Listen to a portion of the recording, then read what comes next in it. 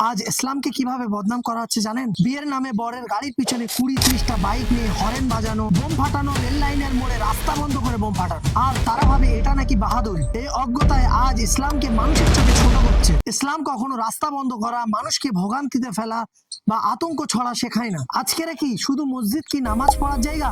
মোহাম্মদ সাল্লাল্লাহু আলাইহি সাল্লামের যুগে মসজিদ থেকে সমাজ পরিচালনা হতো। আজ বিয়ের নামে বোমাবাজি, রাস্তা দখল, আজ ইসলাম বদনাম হচ্ছে। আজ মসজিদের ইমাম সাহেবরা চুপ।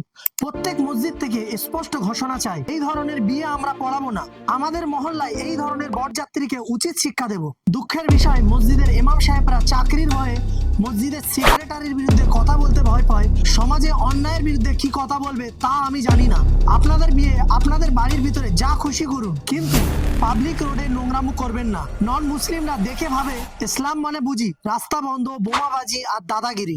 এটা মিথ্যা, এটা ইসলাম নয়। এই অন্যায় বন্ধ হবে তখন যখন আমরা চুপ না থেকে অন্যায়ের বিরুদ্ধে কথা বলবো। আল্লাহ আপনি সাক্ষী থাকুন, আমি মোহাম্মদ শাহিদ, আমি আমার সর্বোচ্চ চেষ্টা দিয়ে এই অন্যায়ের বিরুদ্ধে লাখ লাখ মানুষের সামনে ভিডিওর মাধ্যমে রাখছি।